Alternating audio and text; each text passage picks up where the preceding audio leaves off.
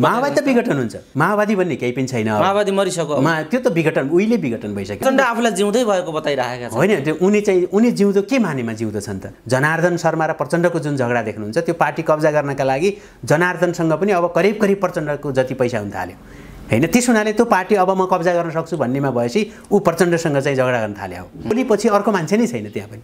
त्यहाँपछि केही डनहरू आउन खोजेका छन् होइन, महेश बस्नेत जस्ता गुन्डाहरू भनौँ न। शेरबहादुर देउवा 48 सालदेखि अहिलेसम्म नेता भइरहन सक्छ कोही? कम्युनिस्ट पार्टी भन्दा नि खराब संरचना रहेछ हेर्नुहोस् काङ्ग्रेस पार्टीमा। बालेन्द्र शाह व्यक्तिको रूपमा उनी मेयरमा त सफल भए त, व्यक्तिगत रूपमा त। ल बाबुराम आए, अब हुन्छ। बाबुराम आएर हुने भए त हिजै हुन्थ्यो नि, माओवादीको नेता थिएनन् उनी, प्रधानमन्त्री थिएनन्। अनि बाबुराम आएर उनी रविन्द्र आयो, रविन्द्र आयो हुन्छ। जुनसुकै मान्छे आए पनि हुन्छ, ज्ञानेन्द्र शाह आए पनि हुन्छ। रविन्द्रलाई चाहिँ बीबीसीबाट आएपछि सम्पूर्ण मैले भनेपछि सारा देश पछाडि लाग्छ र त्यसपछि चाहिँ राजालाई म ल्याउँछु भनेर पार्टी हुन्छ। रविन्द्रको असफलता बालेन्द्रको चाहिँ सफलतालाई तपाईँले हेर्न सक्नुहुन्छ। बालेन्द्र त बरु चाहिँ मेयर भयो नि भयो नि, रविन्द्र त त्यो पनि भएन। कलकल बग्ने नदी जस्तो पो हुन्छ त पार्टी त। पोखरी जमेको छ, पोखरी हेर्नुहोस्, भैँसी पनि आल खेल्न छोडिसक्यो। नेताहरू अब सधैँ आल खेल्छन् अनि एकअर्काको चाहिँ लाई लुतो सल्किन्छ अनि त्यही कनाएर बस्छन्। अहिले नै ठुलो परिवर्तन हुन्न। यिनीहरू जसले जिते पनि एउटै हो। फेरि पार्टी कब्जा गर्नका लागि पैसा चाहिन्छ। अहिले मलाई चाहिँ तपाईँ 10 अरब दिनुभयो भने म एमाले वा चाहिँ माओवादी किन्दिन सक्छु कि। नामै लिनुपर्दा त्यो रविन्द्र मिश्र अथवा बाबुरामजीहरूको असफलता, रविन्द्रजी राजावादी भएर फर्के, त्यो वैकल्पिक राजनीतिमा म अहिले पनि छु, म त्यत्तिकै सक्रिय छु। संसदै अब रहेन, संसद नरहेपछि उनी फेरि अदालत फर्किन चाहे, त्यो फर्किँदाखेरि उनलाई नजरबन्दमा राखियो र उनको चाहिँ मौलिक अधिकार समेत हनन गरियो। अब त लोकतन्त्रको त कुरा छोड्नुहोस्, हाम्रो सामाजिक चाहिँ क्षयीकरणलाई पनि हामीले बचाउन नसक्ने, हाम्रो बच्चाहरू कोही पनि नेपालमा नबस्ने। ऐतिहासिक कालदेखि नै नेपालको एउटा समस्या के रह्यो भने यो देश चाहिँ साह्रै अविकसित पछौटे थियो। अख्तियारै चाहिँदैन, तपाईँ गएर सिधै समातेर जेल हाले हुन्छ। अहिले पनि लोकतन्त्र राजाले खान्छ भन्छौँ, राजाले खाएको पनि छ। एक हदसम्म सही हो राजावादीहरूले भनेको कि यिनीहरू संस्थापक शक्ति बन्न सकेनन्। सेना आफ्नै सेनासँग लड्या छ, त्यो सेनालाई पनि आश्वस्त पार्नु पर्यो। विविध घटनाक्रम र सन्दर्भमाथि केन्द्रित रहेर कुराकानी गर्नका निम्ति राजनीतिक विश्लेषक बौद्धिक व्यक्तित्व मुमाराम खनाल हामीसँग हुनुहुन्छ। मुमारामजी स्वागत छ। धन्यवाद। राजनीतिक विश्लेषकको परिचय बन्न पुग्यो, धेरै खालका राजनीतिक अभ्यासहरूमा पनि जानुभयो, भुक्तभोगी व्यक्तित्व नै हुनुहुन्छ, धेरै खालका अनुभवहरू सम्हाल्नु भएको छ। आफूले सम्हालेका अनुभव र गरेका विश्लेषणहरूलाई संश्लेषण गर्नुपर्दा तपाईँ आफूलाई कहाँनिर उभ्याउनुहुन्छ र नेपालको राजनीति कहाँनिर आइपुगेको छ बताइदिनुहोस् त। पहिलो कुरा त के हो भने यो विश्लेषक म होइन, खास चाहिँ तपाईँहरूले विश्लेषक भनिदिनु भयो होइन। म एउटा राजनीतिक प्राणी नै हो। पहिलेदेखि नै म लामो समय मैले राजनीति गरेँ र राजनीति गरेर एउटा पार्टीको केन्द्रमा रहेर पनि मैले राजनीति गरेँ र राजनीति छोडेपछि मूलतः चाहिँ म नेपालको राजनीति, समाज र नेपालको चाहिँ संस्कृति आदि क्षेत्रहरूमा चाहिँ जुन खालको बदलाव आएको छ र त्यसले राजनीतिक नेतृत्व कसरी प्रदान गर्यो भन्नेमा मूलतः राजनीतिक परिवर्तनका मुद्दाहरूप्रति मेरो चासो छ। त्यो म राजनीति नलाग्दै पनि मेरो चासो थियो र राजनीति छोडेपछि पनि निरन्तर चासो छ। त्यो चासोले गर्दा कहिलेकाहीँ सामाजिक रूपान्तरणमा राजनीतिक नेतृत्व अलिकति नयाँ सङ्क्रमणको बेलामा म बेला बेलामा सक्रिय पनि हुने गरेँ। तर ती मैले सक्रियता प्रदर्शन गरेका पार्टीहरू भनौँ न, त्यो पार्टी बनिसकेका थिएन, एउटा अभियान चाहिँ ती आफ्नै तरिकाले असफल भए। त्यो सबै सफल हुन्छन् भन्ने छैन, सफल भएको भए त मुलुक पनि सफल हुन्थ्यो। त्यसैले मैले चाहिँ म राजनीतिमा सक्रिय रूपमा चाहिँ कुनै राजनीतिक पार्टीमा छँदाखेरि जुन राजनीति गरेँ त्योभन्दा भिन्न ढङ्गले त्यसपछि मैले राजनीति गरेकै छैन। कहिलेकाहीँ चाहिँ त्यस्ता राजनीतिक अभियानहरूमा मेरो समर्थन र मेरो चाहिँ सापेक्षिक गतिशीलता देखिएको मात्रै हो, किनकि त्यो राजनीतिक दल पनि बनेको थिएन त्यस्ता दलहरू। तर नेपालमा राजनीतिका लागि एउटा नयाँ वस्तुस्थिति निर्माण भएको छ। त्यो शिक्षाले गर्दाखेरि पनि, त्यो भौतिक पूर्वाधारको हिसाबले पनि र त्यो राजनीतिक परिवर्तनपछि जुन डेलिभरीका समस्याहरू आए त्यसले पनि एउटा नयाँ खालको राजनीतिक भाष्यको चाहिँ कल्पना गरेको छ मुलुकले र त्यसको हुटुटी पनि छ र विभिन्न ठाउँहरूमा तपाईँ स्वतन्त्रहरूले जित्ने, स्वतन्त्र अभियानहरू चल्ने, वैकल्पिक राजनीतिका बहसहरू चल्ने, त्यो विभिन्न एङ्गलबाट र कयौँ चाहिँ दक्षिणपन्थी चाहिँ दिशाबाट, कयौँ चाहिँ उग्रवामपन्थी दिशाबाट र कयौँ चाहिँ मोडरेट लेफ्ट अथवा चाहिँ प्रगतिशील चाहिँ एङ्गलबाट होइन। यी सबै कुराहरू हुनुको मतलब के हो भने हाम्रो चाहिँ मूल प्रवाहको राजनीतिले सेवा प्रवाहसँग जोडिएन भन्ने असन्तुष्टि जुन छ त्यसमा मेरो पनि त्यो असन्तुष्टि छ हैन। र मैले चाहिँ बेला बेलामा त्यो बोलेर लेखेर कुनै एक्टिभिजम मार्फत कुनै पोलिटिकल पार्टी मार्फत मैले आफ्नो सक्रियता जनाउने गरेको छु। र मैले चाहिँ राजनीतिप्रति गरेका मेरा टिप्पणीहरू ती मेरा अनुभवका कुरा मात्रै होइनन्, खास गरेर मेरो आफ्नो अनुभव त छँदैछ। राजनीतिमा अनुभवको त्यति धेरै ठुलो महत्त्व हुन्छ भन्ने पनि लाग्दैन मलाई, किनकि राजनीतिक गतिशीलताको त्यो चाहिँ राजनीतिक गतिशीलता र त्यो गतिशीलता समाजको गतिशीलताको सापेक्षमा त्यसलाई कसरी बुझ्ने भन्ने चाहिँ जुन कुरा हो त्यसले चाहिँ मैले गरेका कुराहरूले राजनीतिवृत्तलाई केही फाइदा भएको छ भने त्यो म खुसी नै हुनेछु। र मेरो आफ्नै सन्तुष्टिका लागि पनि म राजनीतिक प्राणी भएको कारणले, राजनीतिक शास्त्रप्रति मेरो रुचि भएका कारणले र सामाजिक परिवर्तनमा राजनीतिक पार्टीहरूको भूमिकाले कस्तो चाहिँ परिवर्तनका चाहिँ मुद्दाहरूलाई कसरी चाहिँ सम्बोधन गरिरहेछ भन्नेप्रति मेरो आफ्नो व्यक्तिगत चासोले गर्दाखेरि पनि म राजनीतिक टिप्पणीहरू गर्छु। र ती टिप्पणीहरूलाई तपाईँले जुन संश्लेषण भन्नुभयो, मैले ती टिप्पणीहरूलाई समसामयिक राजनीतिप्रति मैले गरेका टिप्पणीहरूको धेरै ठुलो संश्लेषण अहिले नै होला भन्ने मलाई लाग्दैन।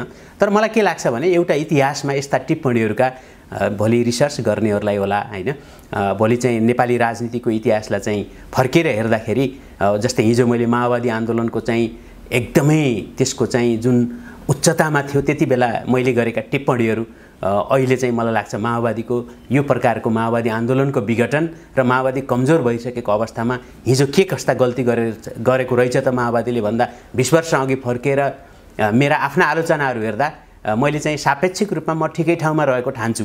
र अरू नयाँ पार्टीहरूको जुन चाहिँ उदय छ त्यो उदयलाई मैले चाहिँ जे टिप्पणीहरू गर्थेँ हैन, नेपाली समाजको रूपान्तरणमा चाहिँ नयाँ पार्टीहरूको भूमिका कस्तो हुन्छ त भन्दाखेरि त्यसलाई चाहिँ डेमोक्रेटिक प्रोसेसलाई अझ फराकिलो पार्ने, लोकतान्त्रिक परिवेशलाई अझ फराकिलो पार्ने मानेमा त्यसको अर्थ हो। तर ती प्रयासहरू के भयो भने जसले दक्षिणपन्थी कोणबाट अथवा चाहिँ अन्य चाहिँ वर्गीय कोणबाट, जातीय कोणबाट त्यसलाई लोकतन्त्रलाई फराकिलो होइन कि जसले साँगुराउने कोसिस गरे हैन, नामै लिनुपर्दा त्यो रविन्द्र मिश्र अथवा बाबुरामजीहरूको असफलता हैन, उहाँहरूको व्यक्तिगत असफलता हो। किनभने उहाँहरूले चाहिँ लोकतान्त्रिक परिवेशलाई चाहिँ फराकिलो बनाउने कोणबाट उहाँहरूले बहसै गर्नु भएन, त्यसैले उहाँहरू व्यक्ति असफल हुनुभएको। तर ग्राउन्डमा हेर्नुहुन्छ भने त्यो तपाईँले भने जस्तो विभिन्न वैकल्पिक राजनीतिका लागि यति ठुलो स्पेस चाहिँ किन निर्माण भएको छ त, किन चाहिँ नयाँ नयाँ मान्छेहरू राजनीतिमा आउन खोजिरहेछन् त भन्दा हो वैकल्पिक राजनीतिको स्पेस भनेको त्यो हो। खास गरेर त्यो स्पेस घटेको होइन कि बढेको छ हैन। यहाँ चाहिँ व्यक्तिहरू चाहिँ साँगुरिएर आफ्नो पूर्ववर्ती मान्यतामा फर्किए, जस्तै रविन्द्रजी राजावादी भएर फर्किए, बाबुरामजी चाहिँ माओवादी भएर फर्किए हैन। तर वास्तवमा चाहिँ यथार्थ के हो भन्दाखेरि त्यो वैकल्पिक राजनीतिका लागि अहिलेका राजनीतिक दलहरू असफल भएको त्यो खालको चाहिँ राजनीतिक भाष्य चाहिँ झन् बढी झन् उनीहरू असफल हुँदै गइरहेका छन्। नेपालको राजनीतिक परिवर्तनका मुद्दाहरू, ती मुद्दाहरूप्रति चाहिँ सेवा प्रवाहसँग जोडेर त्यसलाई चाहिँ लिएर जाने कुरामा चाहिँ अहिलेका राजनीतिक दलहरू असफल भएका छन् भने त्यो वैकल्पिक राजनीतिमा म अहिले पनि छु, म त्यत्तिकै सक्रिय छु। तर सक्रिय हुनुको अर्थ एउटा सानो दल बनाउनु अथवा नबनाउनु होइन, वैकल्पिक राजनीतिको छुट्टै खालको चाहिँ त्यसको भाष्य छ, छुट्टै खालको त्यसको संरचनात्मक चाहिँ बनोट छ भनौँ न, अनि त्यसको छुट्टै खालको कल्चर छ र त्यसले छुट्टै खालको राजनीतिक भाष्यको माग गर्छ हैन। त्यस हुनाले त्यो विचारको तहमा, सङ्गठनको तहमा अथवा चाहिँ त्यसका कार्यक्रमको तहमा तपाईँले जुन फरक देख्नुहुन्छ अहिलेका राजनीतिक दलहरू भन्दा त्यो चाहिँ नितान्त चाहिँ वैकल्पिक राजनीतिको स्पेस भनेको कसैले पनि पूर्व निर्धारित परिभाषामा त्यो नअट्ने भएको हुनाले यसको चाहिँ स्पेस झन् बढेर गएको छ, यो घटाएको छैन।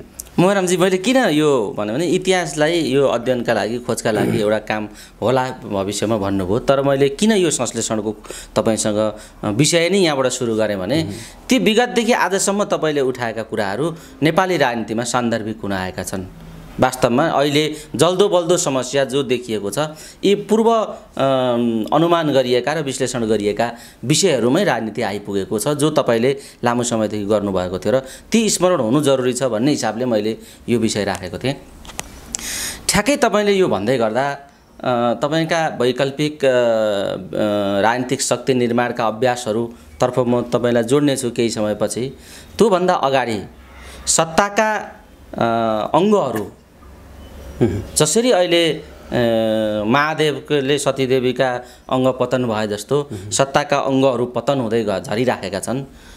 यस्तो बेला राजनीति श्रम र सेवामा जोडिएन, त्यसकारणले यी असन्तुष्टिहरू व्यापक भएका छन् भन्ने तर्क मात्रै नभएर सत्ताका अङ्गहरू नै पतन भएको स्थितिमा आइपुगेको छ राजनीति भन्ने कोणबाट पनि हेर्ने हो भने सेवाभन्दा पनि यो दुर्घटना, सेवामा नजोडिएको असन्तुष्टि भन्दा पनि राज्यका अङ्ग पतन भएर निम्तिने दुर्घटनातर्फ पो यो केन्द्रित भएको हो कि भन्ने अहिले टड्कारो विषय देखिएको छ। तपाईँले यसलाई कसरी हेर्नुहुन्छ? राज्यका अङ्गहरूको स्खलनलाई तपाईँले कसरी हेर्नुहुन्छ? यो धेरै महत्त्वपूर्ण प्रश्न हो। मैले चाहिँ राज्य सत्ताको चरित्र कसरी निर्माण भएको हुन्छ भन्ने कुराले हाम्रो चाहिँ लोकतान्त्रिक संस्थाहरूको जगेर्ना कसरी भएको छ, त्यसको जग कति बलियो छ भन्ने कुरा निर्धारण हुन्छ।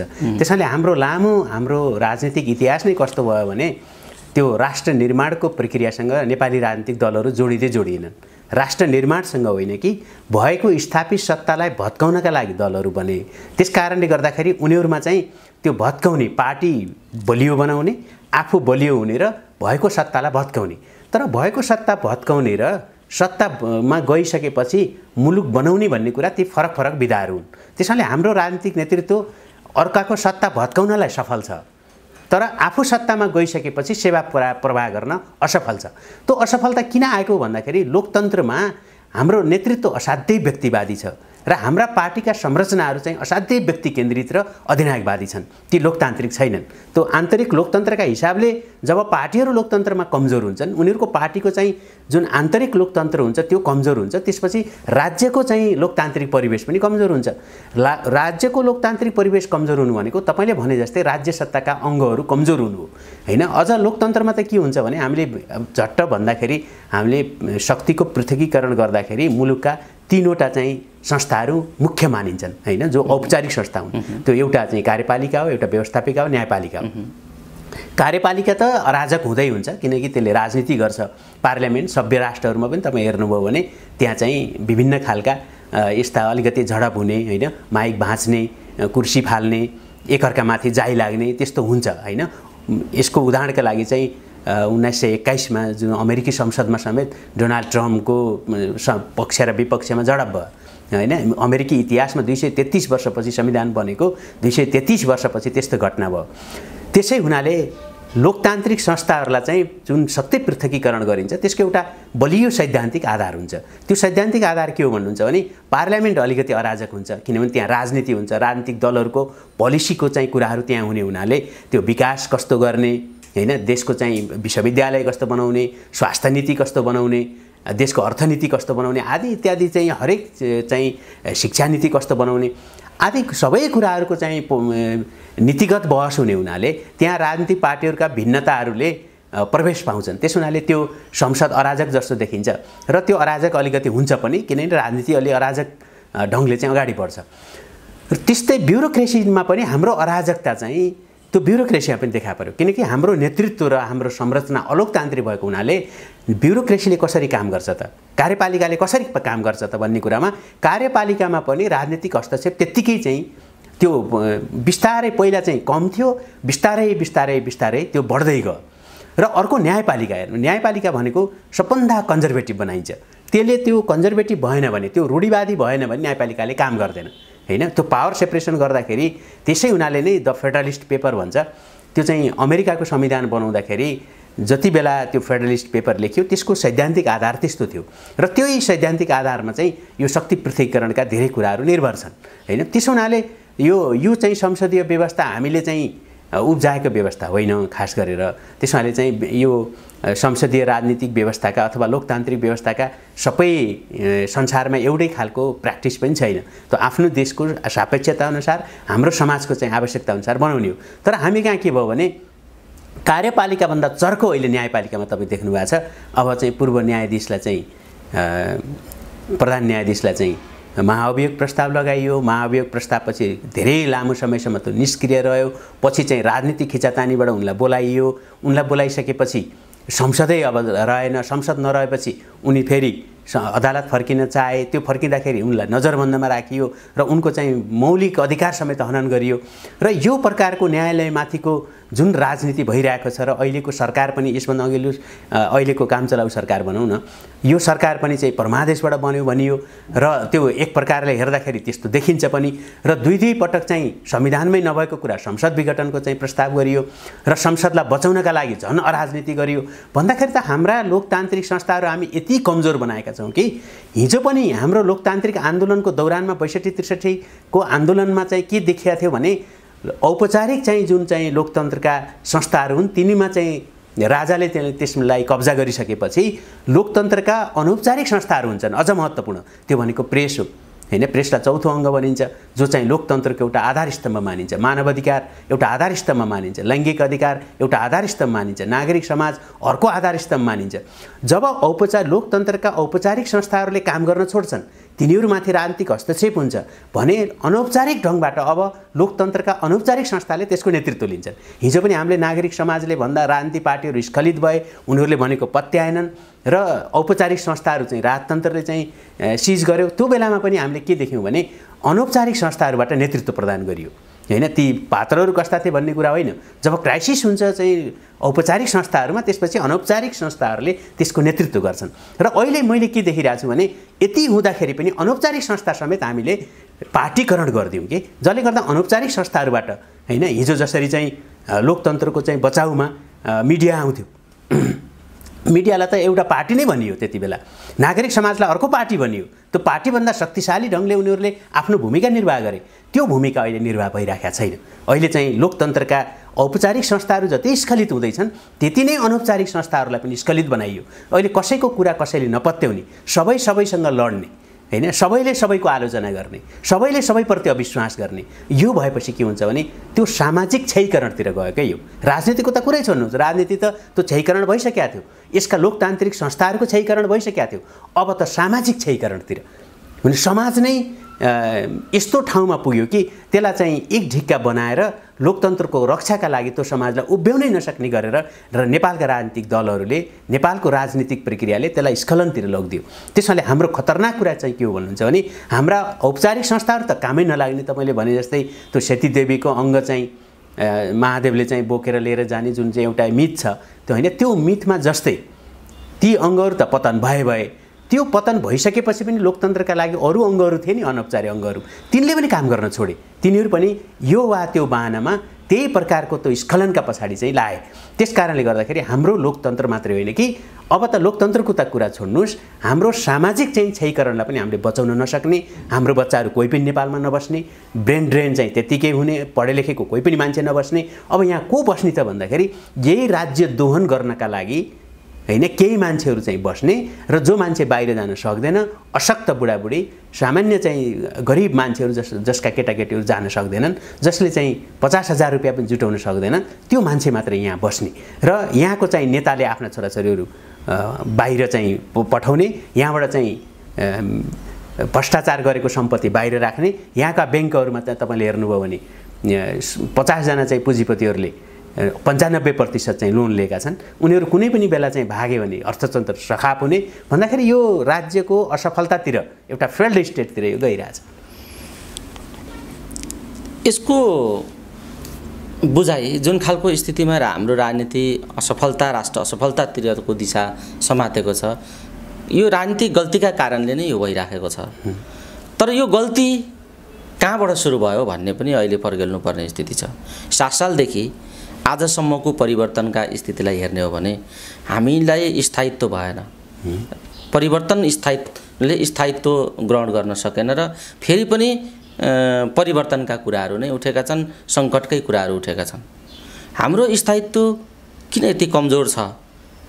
विगतदेखि आजसम्मको आन्दोलनलाई, लोकतान्त्रिक आन्दोलनलाई हेर्दा यो किन यति कमजोर छ र फेरि व्यवस्था परिवर्तनका, फेरि राज्य असफलताका र आम सङ्कटका विषयहरू मात्रै किन प्रधान बनेर आइराखेका छन्? के हाम्रो राजनीतिक विज्ञान मृत भयो या यसको दुरुपयोग भयो या यो अब समग्र सङ्कटको चरणबाटै हामीले गुज्रिनुपर्ने यो भूगोलको नियति हो? के हो मुमारामजी, बताइदिनुहोस् त। अनि पहिलो कुरा चाहिँ के हो भने हाम्रो जस्तो लोकतन्त्र संस्थागत भएको मुलुकमा नेतृत्व जस्तो आए पनि त्यो आफै चाहिँ त्यो लोकतान्त्रिक संस्थाहरूले नै त्यो रेगुलेट गर्छ, त्यसलाई चाहिँ नराम्रो नेता छ भने फाल्छ, नराम्रो संरचना छ भने राम्रो बनाउँछ, नराम्रो चाहिँ पार्टीको नेतृत्व पनि र सत्ताको नेतृत्व पनि। उदाहरणको लागि बेलायत लिउँ होइन, बेलायतको चाहिँ यो संसदीय व्यवस्थाको जननी बेलायत हो। बेलायतमा चाहिँ एउटा मान्छेले गल्ती गर्न बित्तिकै त्यो पार्टीभित्र पनि सच्चियो, किनभने त्यसै हुनाले लोकतन्त्रलाई सेल्फ रेगुलेटरी सिस्टम भन्छ। यो सिस्टममा आफै खराबी आयो भने आफै सच्याउँछ क्या त्यसले होइन, आफै त्यो प्रोसेस हुन्छ। जस्तै ह्युमन एनाटोमी, मान्छेको चाहिँ जुन शारीरिक बनोट हो, शारीरिक बनोटमा के हुन्छ नि, सानातिना रोगहरू, धेरै रोगहरू शरीरले आफै निको पार्छ होइन। यो हाम्रो बडी त्यसरी नै बनाएको छ। लोकतान्त्रिक संस्था र लोकतान्त्रिक पार्टी पनि त्यस्तै हो।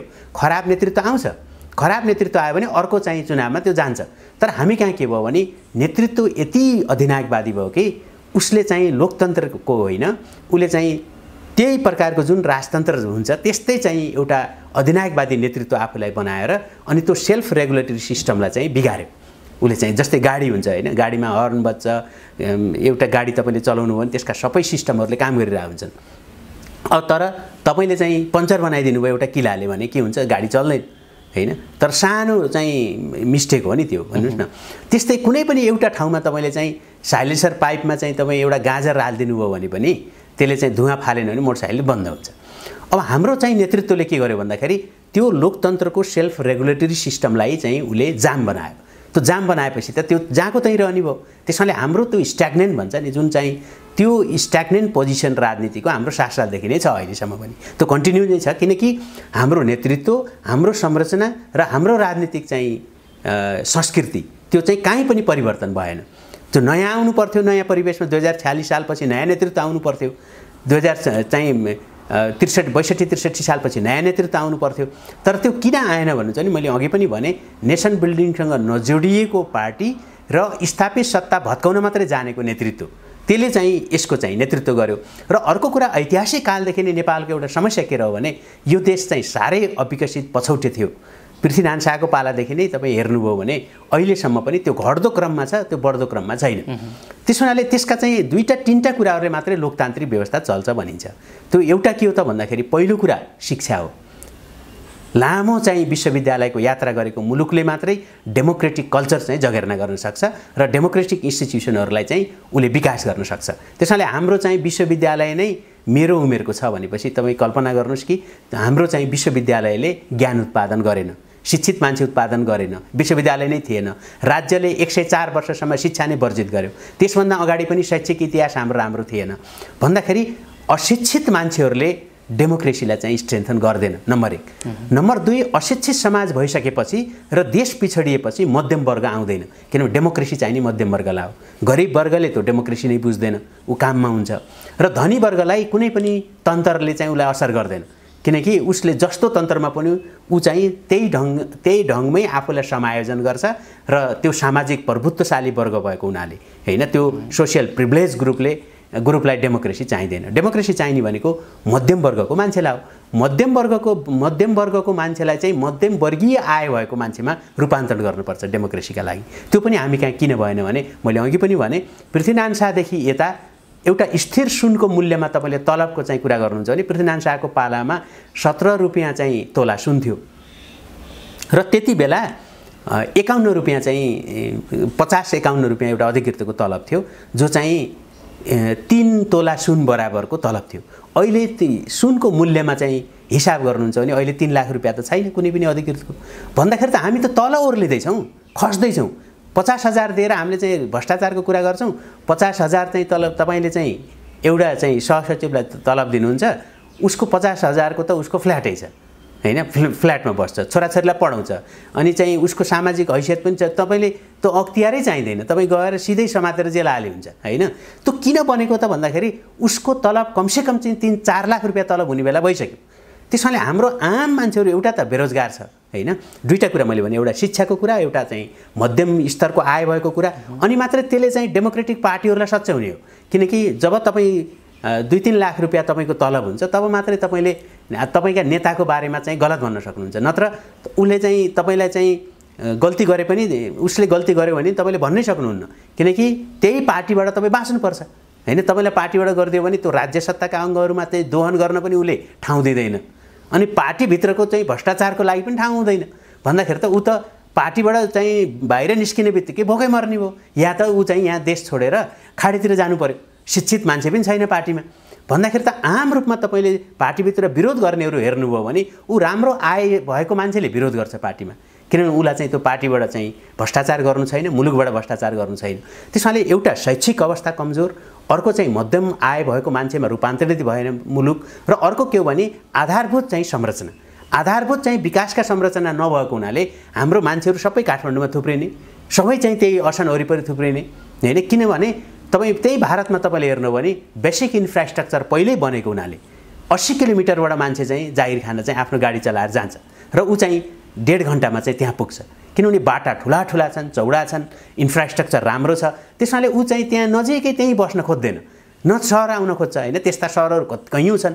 हाम्रो के भयो त भन्नुहुन्छ, ल कल्पना गर्नुहोस् तपाईँ, पोखरा जुन अहिले चाहिँ काठमाडौँबाट पोखरा छ, पोखराको चाहिँ विकास चाहिँ किन हो भने जति बेला चाहिँ काठमाडौँ र पोखराको बिचमा बाटो बन्यो त्यति बेलै यति नै दूरी छ। धनगढीबाट चाहिँ रारा तपाईँ 200 किलोमिटर पनि छैन, तर धनगढीबाट चाहिँ धनगढीमा चाहिँ प्लेन चलेको त काठमाडौँमा प्लेन चल्दाखेरि चल्या हो हैन।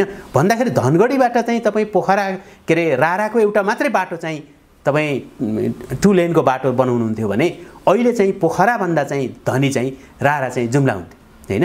अब तपाईँ यो हाम्रो चाहिँ इन्फ्रास्ट्रक्चरले चाहिँ हामीलाई के बनायो त भन्दाखेरि एकदमै पिछडिएको मान्छे बनायो, शिक्षाले एकदमै चाहिँ पिछडिएको मान्छे बनायो। शिक्षा नभएपछि स्वास्थ्य नराम्रो भयो, अनि चाहिँ रोगी मान्छे र अनि नपढेको मान्छे चाहिँ ले कसरी चाहिँ लोकतन्त्रको जय हेर्ने गर्छ, गरेन। त्यसै हुनाले हाम्रो पटक पटक हामीले लोकतन्त्र ल्याउँछौँ, तर त्यसको चाहिँ त्यसलाई चाहिने आधारभूत कुराको कमी भएको हुनाले अनि त्यो लोकतन्त्र फेरि गुम्छ पनि। र अहिले पनि हाम्रो लोकतन्त्र जहिले पनि हामीले लोकतन्त्र ल्याउँछौँ अनि राजाले खान्छ भन्छौँ, जहिले पनि लोकतन्त्र ल्याउँछौँ राजाले खान्छ भन्छौँ, राजाले खाएको पनि छ हैन। त्यसको कारण खोतल्दाखेरि अनि व्यक्तिमा जान्छन् कि मान्छेहरू हैन। राजा खराब भएर चाहिँ लोकतन्त्र मास्यो भन्ने हैन, नेता खराब भएर राजालाई बुझायो भन्ने त्यो होइन।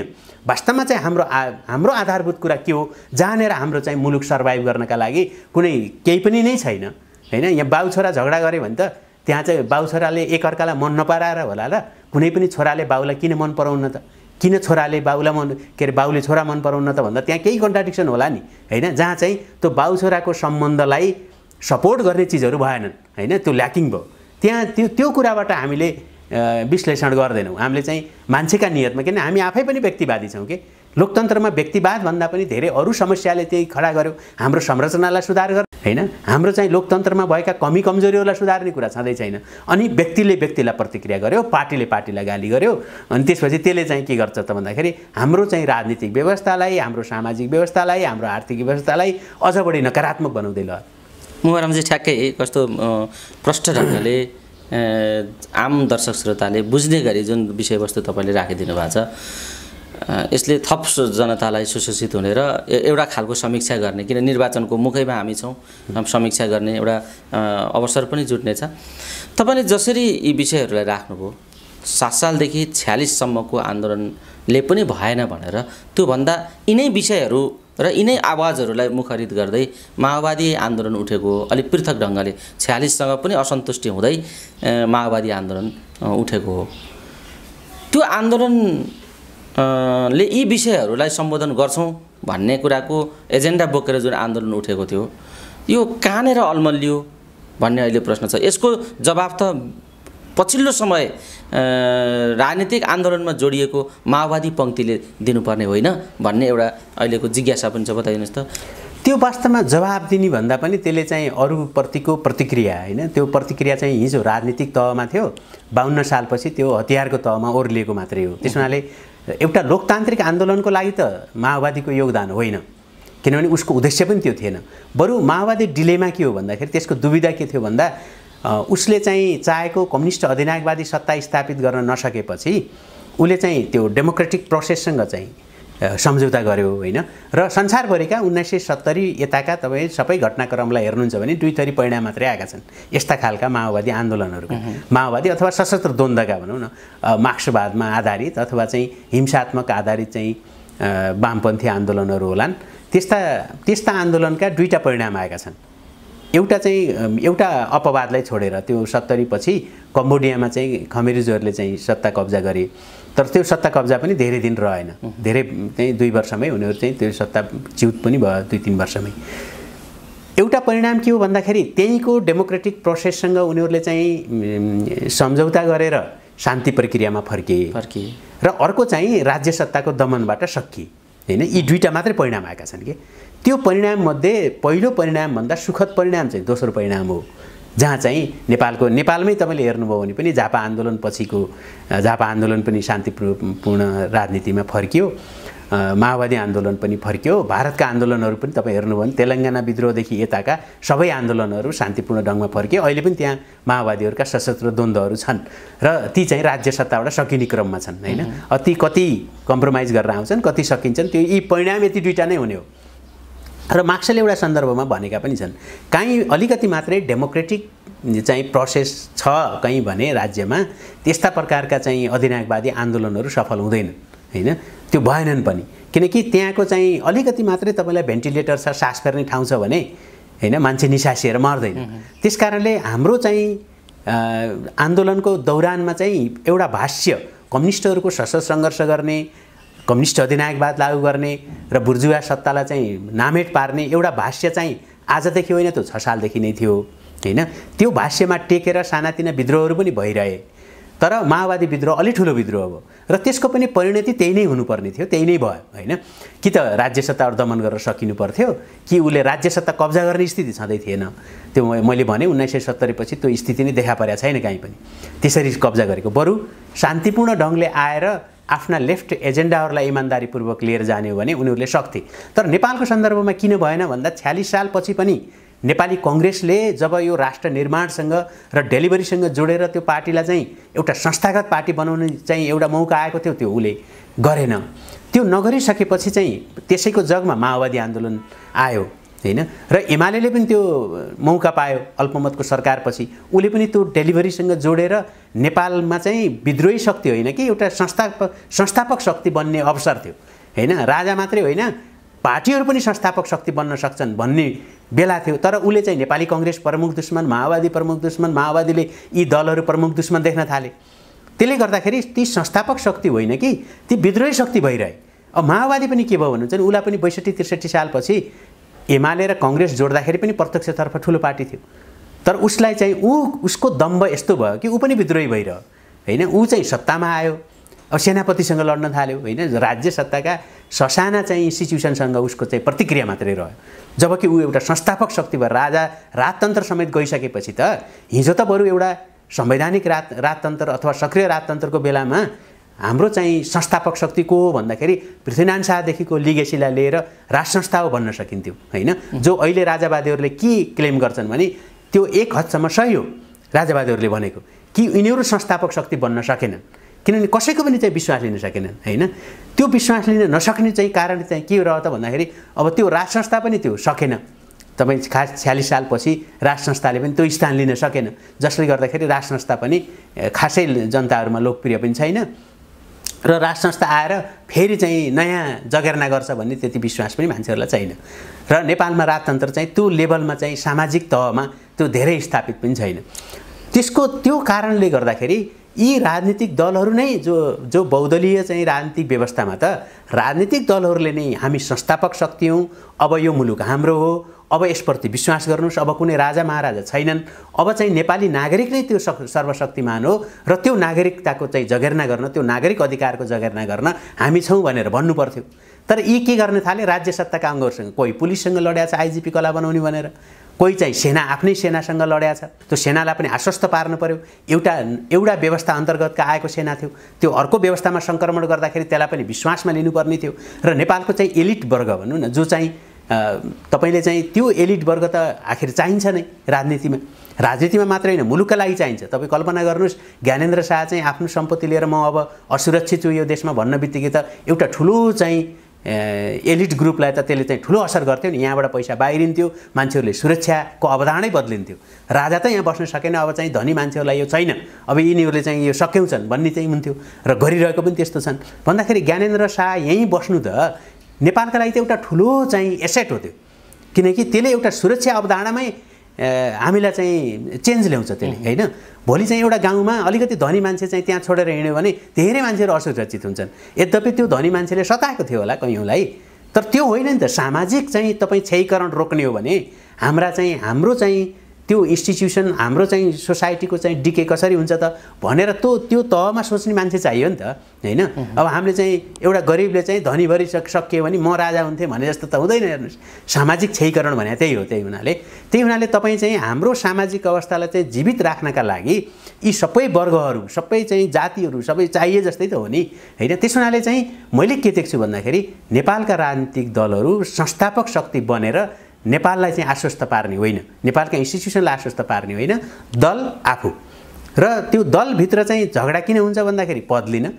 किन ती पदहरू, दलका पदहरू चाहिँ राज्य सत्ताका पदमा भोलि चाहिँ रूपान्तरण गर्छन्। हेर्नुहोस्, यिनीहरूले विनिमय गर्छ। पार्टीको ठुलो मान्छे राज्य सत्ता ठुलो मान्छे यहाँ पुग्छ, अनि राज्य सत्ताको ठुलो मान्छे भइसक्यो त्यहाँ भ्रष्टाचार गर्न सक्छ, त्यहाँ चाहिँ पोलिसी करप्सन गरेर पैसा कमाउन सक्छ। त्यो पैसा कमाइसकेपछि पार्टी कब्जा गर्छ, र त्यो पार्टी कब्जा गरिसकेपछि सत्ता कब्जा गर्छ। भन्दाखेरि यो चाहिँ जुन च्यानल छ, यस्तो खालको चाहिँ एउटा अल्पतन्त्र बनाएको छ राजनीतिबाट, यसले चाहिँ मुलुकलाई चाहिँ दिन प्रतिदिन चाहिँ झन् हिजो पनि चाहिँ यो राम्रो थिएन होइन। राम्रो भएको भए त यसलाई चाहिँ ढाल्न पनि समस्या आउँथ्यो, तर हिजो पनि राम्रो थिएन। आज यी दलहरूले झन् नराम्रो गरे। भनेपछि माओवादी पनि त्यही चङ्गुलमा रुमल्यो, हरायो। एकदमै, माओवादी त झन् बढी। माओवादीले त के गर्यो भन्दाखेरि थप जिम्मेवार जवाब दिने ठाउँमा भन्दा पनि त्यहीँ भित्र विलय हुने ठाउँमा दुर्भाग्यवश माओवादी पुग्यो। कुनै बेला म पनि त्यो सक्रिय रहेको पार्टीको यो खालको पतनमा होइन, म त त्यसमा सहभागी छैन। 2058 साल यता म कुनै पनि त्यो पार्टीका गतिविधिसँग मलाई कुनै सरोकार छैन। तर दुर्भाग्यवश के भन्नुपर्छ भने माओवादीले संसदीय व्यवस्थालाई समाप्त पार्छु भनेर सशस्त्र द्वन्द्वको सुरुवात गरेका थियो। सशस्त्र द्वन्द्वबाट त यसलाई समाप्त पार्न सकेन, किनकि तपाईँ संसद पुनर्स्थापना भनेर गिरिजाप्रसाद कोइरालाले त्यसको अडान किन राखिरहेका हुन् भने त्यसको चाहिँ संसदीय व्यवस्थाको काहीँ पनि डिस्कन्टिन्युटी, संसदीय व्यवस्था काहीँ पनि टुट्यो भन्ने नबनाउनका लागि त्यो एउटा ठुलो संसदीय व्यवस्थाको आफैमा एउटा चाहिँ जित थियो। त्यो गिरिजाप्रसाद कोइरालाको चाहिँ जिद्दीले भएको थियो। नत्र माओवादीले त अन्तरिम चाहिँ विधायिका संसद बनाउँदाखेरि त्यो विगतको कन्टिन्युएसनलाई चाहिँ समाप्त पार्नुपर्छ भनेको थियो संविधान सभाको निर्वाचन अगाडि नै। तर त्यो चाहिँ संसदीय व्यवस्थाको कन्टिन्युटी त रह्यो, तर माओवादीले चाहिँ 10 वर्षसम्म संसदीय व्यवस्थालाई चाहिँ भत्काउन नसकेको कुरा ऊ संसदीय व्यवस्थामा आएर चाहिँ सकाइदियो। किनभने अब न त्यो वैचारिक भिन्नता र यो काङ्ग्रेससँग पनि मिल्यो, यो एमालेसँग पनि मिल्यो, र यो चाहिँ राजावादीसँग नि मिल्छु भन्छ, मधेससँग पनि मिल्छु भन्छ। कट्टर दक्षिणपन्थीदेखि लिएर कट्टर जातिवादीदेखि लिएर कट्टर क्षेत्रीयतावादीदेखि लिएर कट्टर वर्गीय पक्षधरतादेखि लिएर वर्गीय दुश्मन भनेकाहरूसम्म चाहिँ सबैतिर यसले के गर्यो भने राजनीतिमा विचारधाराको अन्त्य गर्यो, राजनीतिमा संरचनाको अन्त्य गर्यो, राजनीतिमा लिडरसिपको चाहिँ संस्कृतिप्रतिको अन्त्य गर्यो, र यसले चाहिँ हरेक ठाउँमा संसदीय मर्यादा र नर्म्सलाई चाहिँ समाप्त पार्यो। र त्यस हुनाले संसदीय व्यवस्थालाई जो लेनिनकै शब्दमा उसले जुन व्याख्या गर्थ्यो 2048 सालमा 9 सिट उसले प्राप्त गरेको पनि थियो। यो संसदीय व्यवस्था भनेको कुकुरको मासु खसीको टाउको देखाएर कुकुरको मासु बेच्ने व्यवस्था हो र यसलाई समाप्त पार्नुपर्छ भन्थ्यो। उसले चाहिँ संसदीय व्यवस्थामा आएरै यसलाई समाप्त पार्यो र संसदीय व्यवस्थाका अनुयायीहरूलाई नै प्रयोग गरेर उनीहरू मात्रै नै खेलेर यसलाई समाप्त पार्दियो र यसका नर्म्सहरूलाई यो तहमा भत्काउने काम माओवादीले गरे हो। माओवादी नहुँदै चाहिँ काङ्ग्रेस र एमालेले कमसेकम चाहिँ संसदीय चाहिँ व्यवस्थाको त्यो तहको आधारभूत चाहिँ यसको चरित्रलाई यो ढङ्गले समाप्त पारेका थिएनन्। यो ढङ्गले समाप्त पार्नमा काङ्ग्रेसको बेकुबी, काङ्ग्रेस पनि र कम्युनिस्ट पार्टीको रूपमा चाहिँ एमालेको चाहिँ संसदीय अभ्यासको पनि बेकुबीले गर्दाखेरि माओवादीले यी दुवै शक्तिसँग खेलेर हिजो राजावादी र चाहिँ संसदवादीहरूसँग खेलेर जनयुद्धबाट शक्ति हासिल गर्यो र त्यो शक्तिलाई चाहिँ संसदीय व्यवस्था समाप्त पार्नका लागि काङ्ग्रेस र एमालेलाई प्रयोग गरेर उसले चाहिँ यो शान्तिपूर्ण चाहिँ अवतरणपछि संसदीय व्यवस्थालाई माओवादीले समाप्त पार्यो। यो समाप्त पारेर अब कता जान्छ माओवादी? हो, यो अराजकताबाट माओवादी त विघटन हुन्छ। ऊ चाहिँ छैन, माओवादी अहिले छैन। तत्त्व छ कि छैन माओवादी तत्त्व? माओवादी भन्ने केही पनि छैन। माओवादी मरिसक्यो। त्यो त विघटन उहिले विघटन भइसक्यो। प्रचण्ड माओवादीका नाममा प्रचण्ड आफूलाई जिउँदै भएको बताइरहेका छन्। होइन, त्यो उनी जिउँदो के मानेमा जिउँदछन् त? मैले दुईटै कोणबाट भने हो। व्यक्तिगत रूपमा उनले धेरै ठुलो सम्पत्ति कमाए, नेपालको प्रधानमन्त्री भए, व्यक्तिगत रूपमा त उनी सफलै त छन्। हिजो जनयुद्धमा पनि सफल थिए होइन, जति बेला माओवादी सशस्त्र द्वन्द्व होइन त्यसलाई जनयुद्ध पनि भन्दिनँ म। त्यो सशस्त्र द्वन्द्वमा चाहिँ पनि उनी सफलै थिए, किनकि उनी त यहाँ मर्ने स्थितिमा थिएनन्, मर्ने मार्ने त अरू थिए हैन। उनी त दिल्ली गएर बसेका थिए। त्यस हुनाले उनी त्यति बेला पनि सुरक्षित थिए। जब आफू चाहिँ असुरक्षित हुने बेला आयो त्यसपछि उनी सरेन्डर गरेर आए। सरेन्डर गरेर आएर संसदीय व्यवस्थालाई समाप्त पारे। व्यक्तिगत रूपमा उनी सफल छन्, व्यक्तिगत रूपमा उनी बाँचेका छन्, तर माओवादी आन्दोलन पनि मर्यो, संसदीय व्यवस्था पनि मारे र सम्पूर्ण रूपमा एउटा चाहिँ कम्युनिस्ट, एउटा चाहिँ लेफ्ट मुभमेन्टमा जुन एउटा आशा र विश्वासको सञ्चार थियो त्यो पनि सिद्धाइदिए। त्यसैले अब केही पनि छैन, काङ्ग्रेस हुनु, कम्युनिस्ट हुनु, माओवादी हुनु, नहुनु, यसमा कुनै अन्तरै छैन। एमाले सबै हुनु एउटै भयो के। तर पनि गीत त समाजवादको बजेकै छ। समाजवादतर्फ हामी समाजवादी यात्रामा छौँ, यस्ता कुराहरू त भइराखेकै छन्। अब गन्तव्य मुख्य गरी माओवादी आन्दोलनको गन्तव्य किन पछिल्लोचोटि विकास भएको राजनीतिक आन्दोलनले आर्जन गरेको एउटा शक्ति हो, स्थापित शक्ति पनि थियो, तर अब छिन्न भिन्न भयो, सबै विभाजन पनि भयो, अनेकौँ खण्डहरू जस्तो बनेको अवस्था छ। तथापि यसका नेतृत्वहरू त जीवित छन्। त्यो नेतृत्व अब कता जान्छन्, यसको गन्तव्य कता छ बताइदिनु। हैन, जीवित त अहिले राजतन्त्र छ र, तर राजा त जीवितै छ। त्यस्तै नै यिनीहरू जीवित कहाँ छन् त भन्दाखेरि यिनीहरूको आफ्नो अस्तित्वमा मैले अघि पनि भने पार्टी कब्जा गर्नका लागि पैसा चाहिन्छ। म तपाईँ एउटा टेलिभिजनमा मैले पहिले पनि भनेको थिएँ, वास्तवमा अहिले मलाई चाहिँ तपाईँ 10 अरब दिनुभयो भने म एमाले वा चाहिँ माओवादी किन्दिन सक्छु के। त्यो किन्नेको मतलब के हो भने उनीहरूलाई चाहिँ पनि पदमा राखेर त्यो पार्टीको अधिवेशनबाटै अर्को मान्छे नेता हुनसक्छ। किन अहिलेका पार्टीहरूमा प्रचण्डले त्यो पार्टी चाहिँ कब्जा गर्ने, अहिले चाहिँ त्यो प्रचण्डभन्दा अर्को मान्छे चाहिँ शक्तिशाली बलशाही हुनका लागि प्रचण्डसँग भन्दा बढी पैसा चाहिन्छ। त्यही हुनाले तपाईँ जनार्दन शर्मा र प्रचण्डको जुन झगडा देख्नुहुन्छ त्यो पार्टी कब्जा गर्नका लागि जनार्दनसँग पनि अब करिब प्रचण्डको जति पैसा हुन थाल्यो हैन। त्यस हुनाले त्यो पार्टी अब म कब्जा गर्न सक्छु भन्नेमा भएपछि ऊ प्रचण्डसँग चाहिँ झगडा गर्न थाल्यो हैन। अब तपाईँ त्यसपछि तेस्रो नम्बरमा वर्षामान आउँछ हैन, जो चाहिँ पैसाले सम्पन्न छ, जो चाहिँ माओवादी जनयुद्धपछि यिनै मान्छेहरू हुन् हैन। त्यो महराले चाहिँ सरेन्डर गरिसक्यो भन्दाखेरि यिनै 3-4 जना मान्छे हुन् जो चाहिँ पार्टीमा सम्पूर्ण रूपमा चाहिँ ती सधैँ पदमा रहे, सधैँ राज्य दोहन गरे, सधैँ भ्रष्टाचार गरे, सधैँ चाहिँ तपाईँले लाइमलाइटमा तपाईँ हेर्नुभयो भने यिनै मान्छे हुन् जो हरेक चाहिँ स्क्यान्डलमा आउँछन् र हरेकचोटि पावरमा छन् हैन। पावरमा पनि छन्, पावरमा भएपछि उनीहरूले चाहिँ त्यो अराजनीतिक क्रियाकलाप पनि गरेका छन्। त्यस्तै एमालेमा तपाईँले हेर्नुभयो भने केपी ओली, किन चाहिँ केपी ओलीले मात्रै त्यो पार्टी चलाउने चाहिँ हैसियत राख्छन् त? किन त माधव नेपाल समेत गयो भन्दा त्यो पैसा र त्यो शक्ति जुन आर्जन हुन्छ, जो पार्टीको चाहिँ आन्तरिक स्रोतको परिचालन छ, त्यो एकलौटी आफूले गरे। अब त्यो ओलीपछि अर्को मान्छे नै छैन त्यहाँ पनि। त्यहाँपछि केही डनहरू आउन खोजेका छन् हैन, महेश बस्नेत जस्ता गुण्डाहरू भनौँ न, ती अराजनीतिक छन्। नेपालमा फेरि त्यस्तो खालको चाहिँ गुण्डाको चाहिँ जुन तपाईँले एउटा इमेज बनाउनुहुन्छ त्यसले राजनीतिक नेतृत्व गर्न सक्दैन। कहीँ हामीले चाहिँ पञ्चायतकालदेखि हेरेका छौँ त्यस्ता खालका मान्छेहरूले चाहिँ उनीहरूले के बुझेनन् भने आफूलाई बिस्तारै राजनीतिकरणतिर लानु पर्थ्यो। त्यो राजनीतिकरण होइन, अझ गुण्डाकरणतिर लगे। त्यसले गर्दाखेरि केपी ओली पछि चाहिँ अर्को मान्छे को त भन्दाखेरि त्यस्तै प्रकारले चाहिँ पैसा आर्जन गरेको हैन, त्यस्तै प्रकारको चाहिँ एउटा उदण्ड अराजनीतिक मान्छे उदाउँछ। हेर्नुहोस् हैन, भोलि त्यो उदाउँछ। त्यहाँ राजनीतिक मान्छेहरू ओलीकै ग्रुपमा पनि त राजनीतिक मान्छे छन् नि, तर ती भोलि के प्रदीप गेवालीको हातमा पार्टी आयो भने त्यो चलाउन सक्छन्? सक्दैन, किनभने उनीसँग त्यो ढङ्गले पैसा बाँड्न सक्ने हैसियत छैन। भोलि घनश्याम भुषालहरूले पार्टी चलाए भने सक्छन्, सुभाष नेवाङले पार्टी चलायो भने सक्छन्? सक्दैनन्। हेर्नुहोस्, त्यसमाले शेरबहादुर देउवाले किन पार्टी चलाइरहेछन् रियाल सिंगान हुँदाखेरि पनि हैन?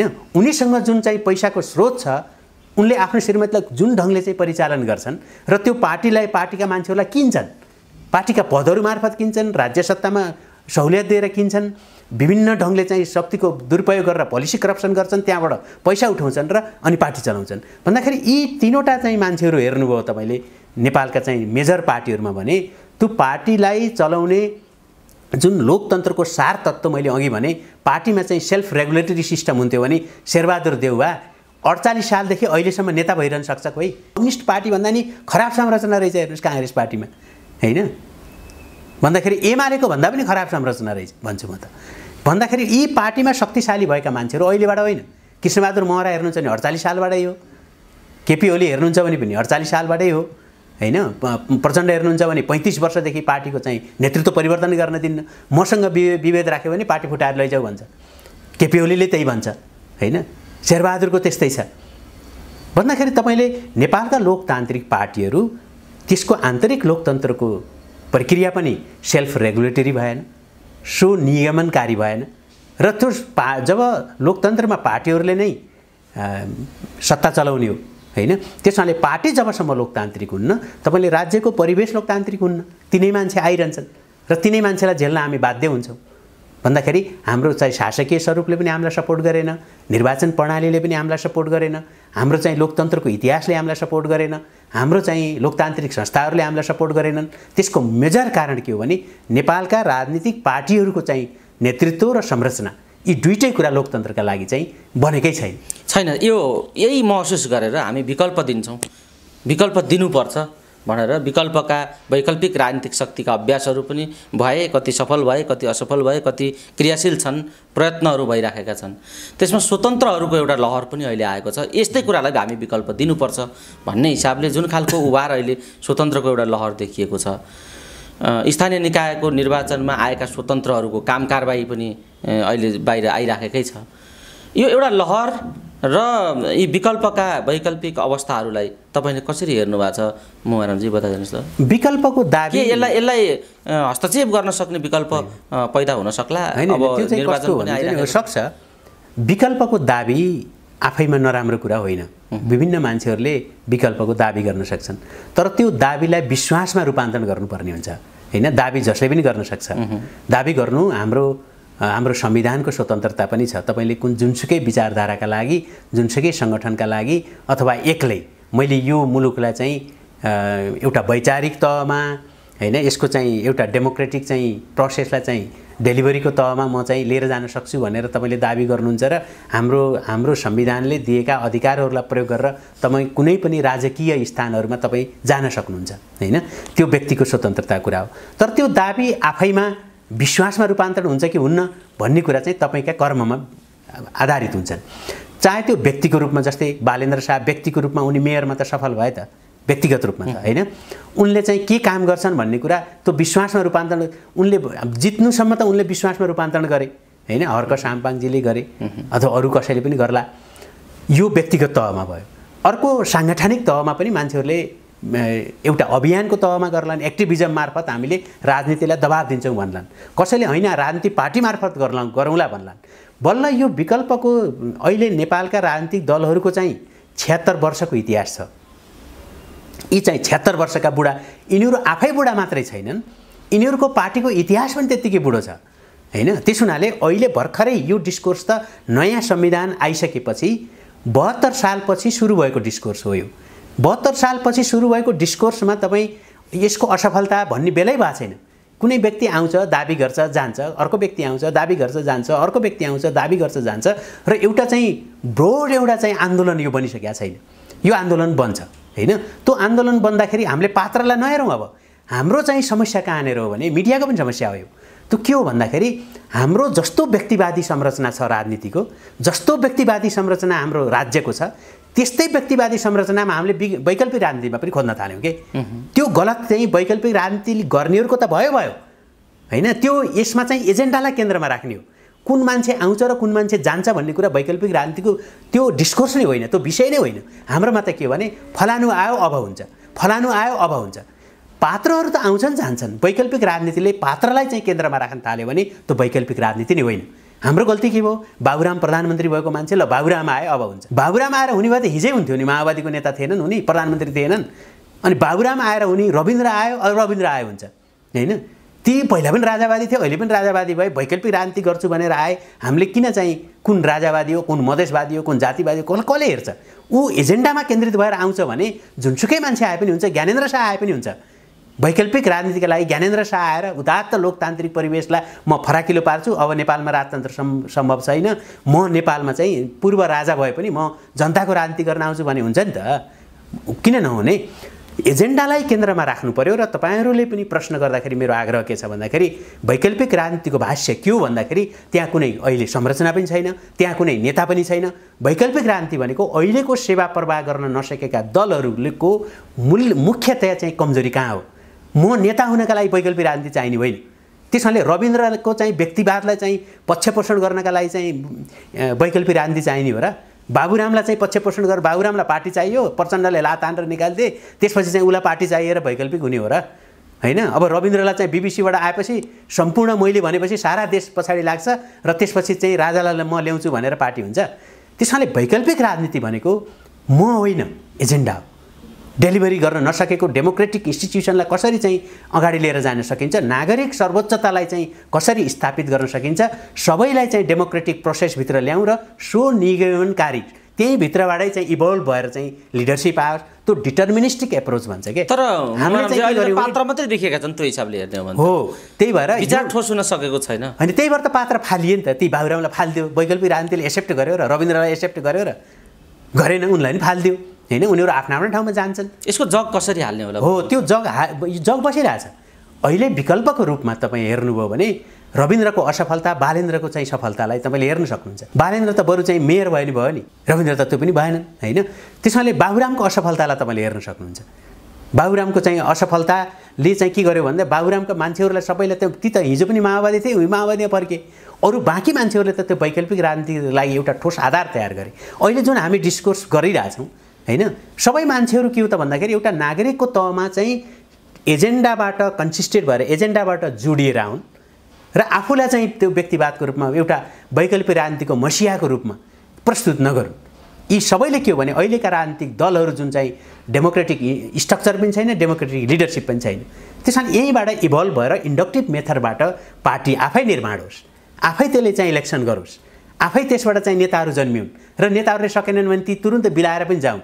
त्यो 5 वर्ष 10 वर्ष लाग्नु पर्दैन हैन। नसक्ने नेता गइहाल्यो हुन्छ। त्यस हुनाले त्यो इन्स्टिट्युसन चाहिँ हरेक चाहिँ राजनीतिक चाहिँ दलभित्र पनि र त्यो दलभित्र बन्यो भने राज्य सत्ताका ती इन्स्टिट्युसनहरूले नै फालुन् के मान्छेहरूलाई। सकेनन् भने फाल्छन् नि त हैन। त्यो नसक्दा बित्तिकै त जाने संरचना बनाउँ न हामी। कलकल बग्ने नदी जस्तो पो हुन्छ त पार्टी त। पोखरी जमेको छ, पोखरी हेर्नुहोस्, भैँसी पनि आल खेल्न छोडिसक्यो, नेताहरू अब सधैँ आल खेल्छन् अनि एकअर्काको चाहिँ लाई लुतो सल्किन्छ अनि त्यही कनाएर बस्छन्। हेर्नु यो लुतो कनाउने चुनाव फेरि आउँदैछ। यो आलभित्र ककलले पौडी खेल्ने भन्ने खालको विभिन्न खालका एक्सर्साइजहरू भइराखेका छन्। यो कस्तो देख्नुहुन्छ चुनावी परिणाम, अब आउने परिणाम? के यो वैकल्पिक विचारका जगहरू खडा हुने खालका परिणामहरू आउलान् या यही लुतो कनाउनेमै जुनी जाने हो? के हो मुमाराम? अहिले नै त त्यो वैकल्पिक भन्नाले विभिन्न स्वतन्त्र मान्छेहरूले पनि अहिले यी नेताहरूभन्दा मैले राम्रो गर्छु भन्ने चाहिँ नेपालका हरेक चाहिँ मान्छेहरूलाई लागेको छ। त्यो लाग्नु मैले सकारात्मक रूपमा लिन्छु। किनभने यी नेताहरूभन्दा त जुनसुकै मान्छे आए पनि त्यो खराब आउँदैन। खराब आएछ भने पनि एक्लै आउँछ फेरि, यी त सङ्गठित ढङ्गले आउँछ। त्यस हुनाले राजनीतिमा चाहिँ यी नेताहरूभन्दा म सक्षम छु भन्ने जुन भाष्य निर्माण भयो नि हैन, त्यो एउटा चाहिँ आत्मविश्वास पैदा भयो नि नेपाली नागरिकमा। यसको धेरै ठुलो महत्त्व छ। अहिले नेताहरू किन डराइरहेछन् भने एकै ठाउँबाट मेरो क्षेत्रमा हेर्नुहुन्छ भने 4-5 जना स्वतन्त्रबाट उठ्दैछन्। तिनीहरूले कसको भोट काट्छन् भन्ने थाहा छैन। त्यो पर्सेप्सनको तहमा उनीहरूको आफ्नो चाहिँ प्रभाव कति हो भन्ने कुरा हामीले बालेन्द्र शाहबाट सिक्न सक्छौँ, जो चाहिँ उनको बारेमा चाहिँ धेरै मान्छेहरूले उहाँ हार्छन् भन्दै थिए हैन। उनले चाहिँ 10,000 भोट पनि कटाउनन् भन्थे, तर उनले जिते। भन्दाखेरि यो खालको अविश्वासको तहबाट राजनीतिका ठुला खेलाडीहरू डरमा छन्। उनीहरू म कहीँबाट पनि जित्दिनँ कि भन्ने हैन। र उनीहरूको चाहिँ त्यो हारको त्यो डर जुन पैदा भएको छ त्यो एउटा खालको चाहिँ विजय हो नयाँ राजनीतिक चाहिँ एउटा परिवेश बन्नका लागि।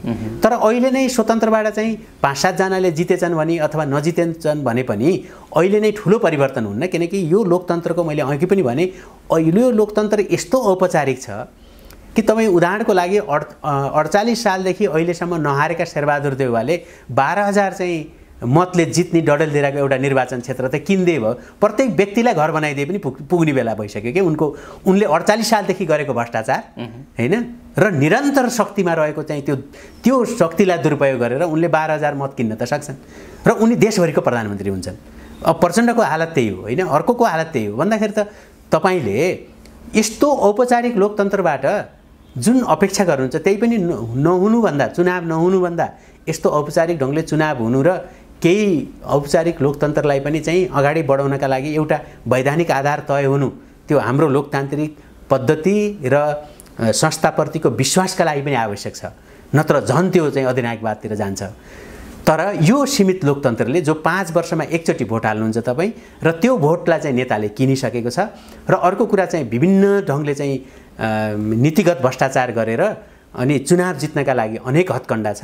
राजनीतिक दलहरूले समाजलाई पुरै राजनीतिकरण गरेर उनीहरूले त्यो समाजलाई चाहिँ हस्तक्षेप गरेका छन् र यस्तो अवस्थामा तपाईँ चाहिँ जुन निर्वाचन हुँदैछ यसले परिणाम चाहिँ यिनीहरूकै पक्षमा दिन्छ।